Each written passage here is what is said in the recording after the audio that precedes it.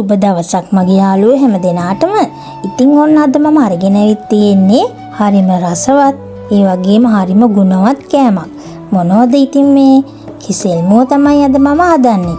කිසෙල් මුව බෙදුමක් තමයි හදන්නේ. ඉතින් ඔයාලා කිසෙල් මුව බෙදුම හදන්න එන්න මාත් එක්ක. අපිට ඕන වෙනවා මෙන්න මේ වගේ කිසෙල් මුවයක්. ඉතින් මේක මම සුපර් මාකට් එකට ගිය වෙලාවේ තමයි අරගත්තේ. මේක අපි ඉස්සෙල්ලා හොඳින් සෝද ගන්න ඕන. සෝදගෙන ඊට පස්සේ අපි ගන්න ඕන භාජනයකට වතුර ටිකක් අරගෙන ඒකට අපි කහ ටිකක් ලුණු ටිකක් දාලා දිය කර ගන්න ඕන. මොකද අපි කිසෙල් මුවේ කපලා දාන්න ඕන ඒ වතුර එකට තමයි. ඒකට දැම්මාම අපේ කිසෙල් මුව වල කහට පිපෙන ගතිය තියෙනවනේ. ඒ කහට පිපෙන එක නැති වෙනවා ඒ වතුර එකට අපි දාගත්තාම. දැන් මම මේ කායි ලුණි දාලා වතුර එක තමයි මේ හදාගන්නේ.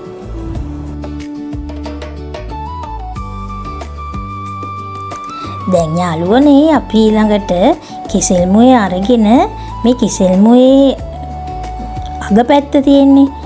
ඒ පැත්තේ ඉඳලා තමයි අපි කපා ගන්න ඕන. අපි හීනියට අපි දැන් කපා ගමු. ඊට පස්සේ යාළුවනේ දැන් මේ අපි හීනියට කපා ගන්න කිසෙල් මුව ටික අපි අර වතුර එකට තමයි දාගන්න ඕන.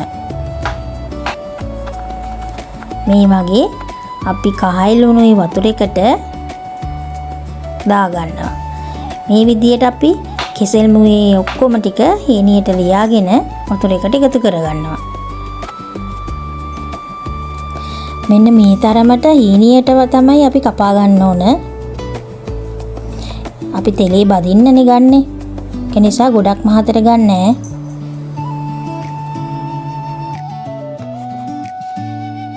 දැන් යාළුවනේ මම කිසෙල් මුවේ කපාගෙන ඉවරයි.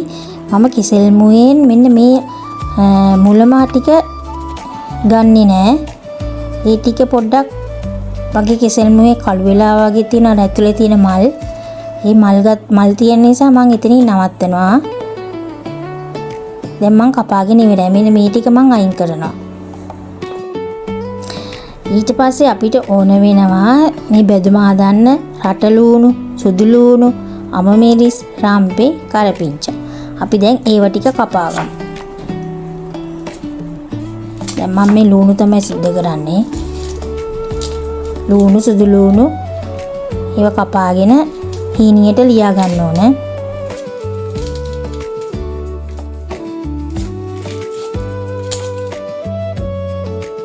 දැන් අපි ලුණු සුදු ලුණු සුද්ධ කරගෙන ඉවරයි. අපි දැන් මේ ටික ඔක්කොම සෝදගමු. ඉතින් යාළුවනේ තායිලන්තේ මට හොයාගන්නම බැරිම දේ තමයි කරපිංචා. අනිත් හැම දෙයක්ම තියෙනවා කරපිංචා තමයි හොයාගන්න අමාරුම. මම ඉතින් පෝච්චි එක පැලයක් වවාගෙන තියෙනවා. ඒක නිකන් දේවත් තියෙන තමයි මම මේ කරපිංචා ගාට සලකන්නේ. ඉතින් ඕමනාම දවසට එක ඉත්ත තමයි මම කඩාගන්නේ. මම ඔයාලට දවසක පෙන්නන්නම් ඒ කරපිංචා පැලේ. ඉතින් දැන් මේ විදියට ඔක්කොම ටික හීනියට ලියා ගන්නවා. මේ තියෙන්නේ මගේ කරපිංචා. මම එක ඉත්තක් කඩන් ආවා. මේ විදියට ලියා ගන්න ඕන. දැන් මේ විදියට අපි සේරම ಜಾති හීනියට ලියාගෙන අයින් කර ගන්නවා. ඊට පස්සේ අපි දැන් ගන්න ඕන අපේ කෙසෙල් මුව දාපු වතුර එක. මේ තියෙන්නේ. දැන් අපි හොඳින් කෙසෙල් මුව වල තියෙන වතුර අයින් කර ගන්න ඕන. ඒක නිසා අපි හොඳින් අතින් මිරි කළ කිරි ගොට්ටකට වතුර බේරෙන්න දාගමු. දැන් මම මේක තමයි කරන්නේ.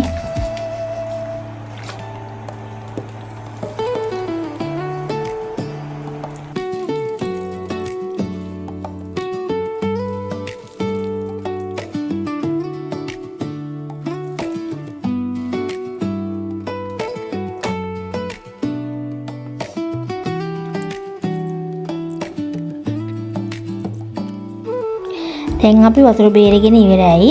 ඊට පස්සේ මේ දැන් තියෙන්නේ වතුර බේරගෙන මම දාපු කෙසෙල් මුව ටික. දැන් ඊට පස්සේ අපි දැන් බෙදුම හදන්න පටන් ගමු.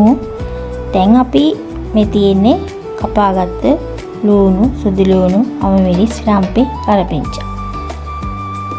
මේ තියෙන්නේ වතුර අයින් කරගත්ත කෙසෙල් මුව ටික. අපි දැන් පෑන් එකක් ලිපේ තියාගෙන ලිප ඔන් කරගමු.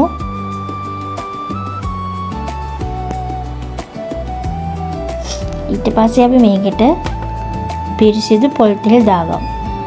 මම දාගන්නේ පොල් තෙල්.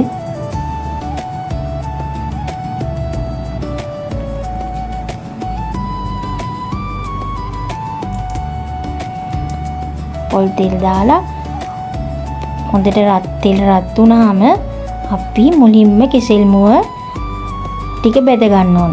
ගැඹුරු තෙලෙන් නෙවෙයි යාළුවනේ බදින්නේ. සාමාන්‍ය තෙල් ප්‍රමාණයක. මගේ දැන් මේ තියෙන ප්‍රමාණය මම 3 සැරයකට තමයි බෙදගන්නේ.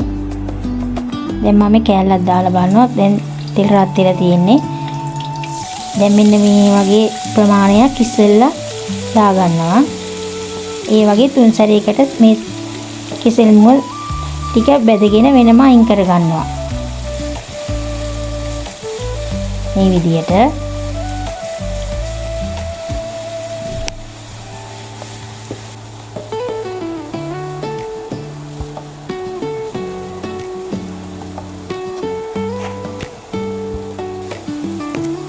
දැන් යාළුවනේ අපි මෙන්න මේ විදියට කෙසෙල් මුව ටික රන්වන් පාට වෙනකම් බෙද ගන්නවා.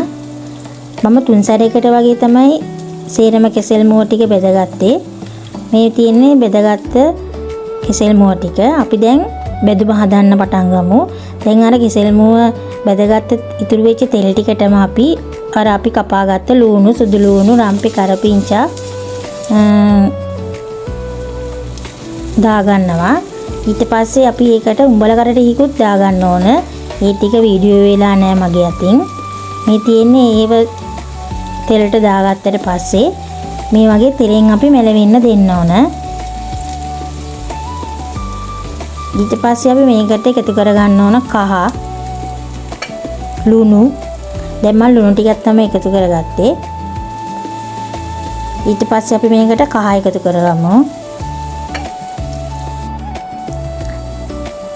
ඊළඟට ඔයගොල්ලෝ සැර කන්න කැමති නම් මේ විදියට තමන්ගේ රස අනුව ගම්මිරිස්, කෑලි මිරිස් එකතු කරගන්න ඕන.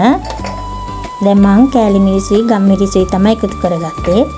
ඊට පස්සේ අපි මේ ටික හොඳින් කවලම් කරගෙන තව ටිකක් තෙලෙන් මැලවෙන්න දෙනවා.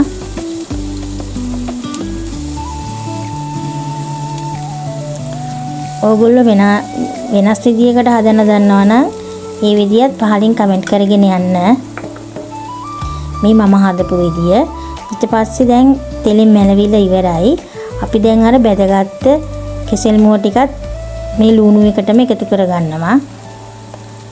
එකතු කරගෙන ලුණුයි කෙසෙල් මුව ටිකයි දෙකම එකට කලවම් කරගන්න ඕනේ යාළුවනේ. ඊට පස්සේ මෙන්න මේ විදියට හොඳට මම කලවම් කරගන්නවා. දැන් යාළුවනේ අපි කෙසෙල් මුව බෙදුම හදලා ඉවරයි. දැන් මේක තව චුට්ටිකක් කියලා ලිපේ තියලා අපි ලිපෙන් අයින් කරගන්නවා. මේ තියෙන්නේ දැන් හදලා ඉවරුණාට පස්සේ දැන් මම ලිප ඕෆ් කරගන්නවා. දැන් මෙන්න මේ විදියට තමයි අන්තිමටම අපිට කෙසෙල් මුව බෙදුම තියෙන්නේ. මේක ඉතාමත් රසවත් වගේම හරිම ගුණ කෑමක්. ඔයගොල්ලොත් හදලා බලන්න.